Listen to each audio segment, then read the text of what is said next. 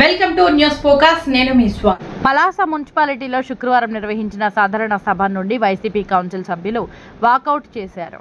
గత సమావేశంలో ఇచ్చిన డీసెంట్కి ఎటువంటి సమాధానం ఇవ్వకుండా సభను కొనసాగించడాన్ని నిరసిస్తూ బయటకు వచ్చిన కౌన్సిలర్లు అక్కడ బైఠాయించారు. కేవలం 6 సభ్యులతో కోరం ఎలా నిర్వహించారని సమావేశ అనంతరం బయటకు వచ్చిన కమిషన్ను ప్రశ్నించారు.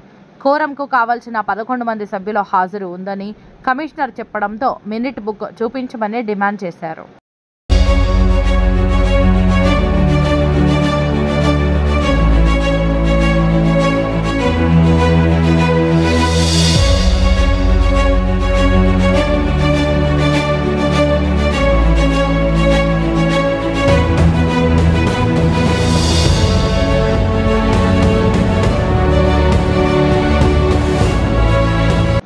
అనంతరం కమిషనర్ ఛాంబర్లో సభ్యులకు చూపడంతో సమావేశంలో ఉండకుండా సంతకం పెట్టి వెళ్లే సభ్యుల హాజరు కోరంలోనికి వస్తుందా అని ప్రశ్నించిన సభ్యులు దీనిపై అందరూ సమాధానం చెప్పుకోవాల్సి వస్తుందని హెచ్చరించి నిష్క్రమించారు.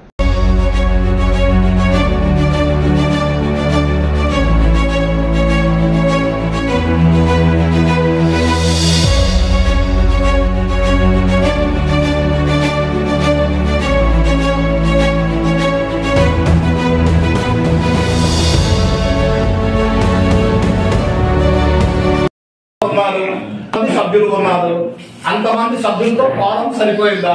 మీటింగ్ నడపవచ్చా? ఓకే, ముందు వెనక ఎవరో సంఘాలు పెట్టేది పోతే అది ఓకేనా? ఇప్పుడు ఒక విషయం మా చైర్మన్ గారికి నేను అడిగాను, గతసారి డిసెంట్ది ఏమైంది సార్ అంటే, మీరు 3 రోజుల్లో లెటర్ పెట్టలేదు కాబట్టి అది నోటీస్ బోర్డు లో పెట్టలేదు, ఇప్పుడు మీకు చెప్పవలసిన లేదు, రూల్ పొజిషన్ కదా. మరి మీటింగ్ అయినప్పుడు కౌన్సిలర్ సభ్యులు ఉంటే రూల్ పొజిషన్, తన వల్ల సాయంత్రం సంతకం పెడితే అది రూల్ పొజిషన్. అది చెప్పండి మీరు. అంటే రూల్స్ నేనేదో మున్సిపాలిటీ వారికి సమాధానం అడిగితే రూల్స్ చెప్తారు. మరి మీటింగ్ లో ఎంతమంది ఉంటే మీటింగ్ ఎందుకోసం లేదా ఏం అడుగుతుంది?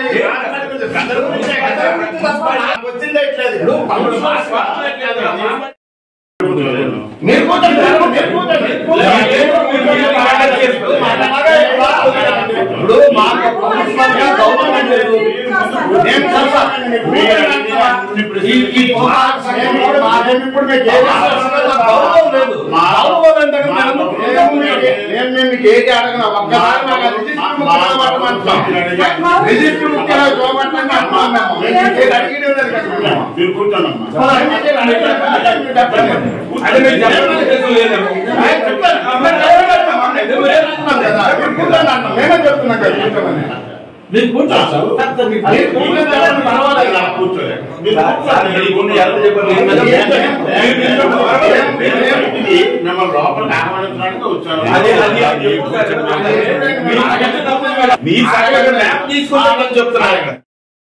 సంఘంలో ఈ రోజు జరుగుతున్న సాధారణ సమావేశానికి ఇచ్చేసిన మా కౌన్సిలర్స్ కి, పత్రికా విలేకరులకి నా యొక్క ధన్యవాదాలు.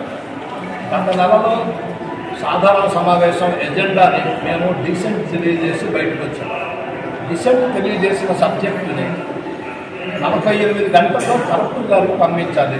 అలాగే మున్సిపల్ మినిట్ బుక్లో అవన్నీ కూడా పొందుపరచాలి. మరి 4 రోజులు దాటాక ఈరోజు సాధారణ సమావేశానికి వచ్చి కలెక్టర్ గారికి ఏం పంపించారు, అలాగే మినిట్ బుక్లో ఏం రాశారో మాకు చూపించండి అని అడగ చూపించే అవసరం లేదని సమాధానం ఇచ్చారు.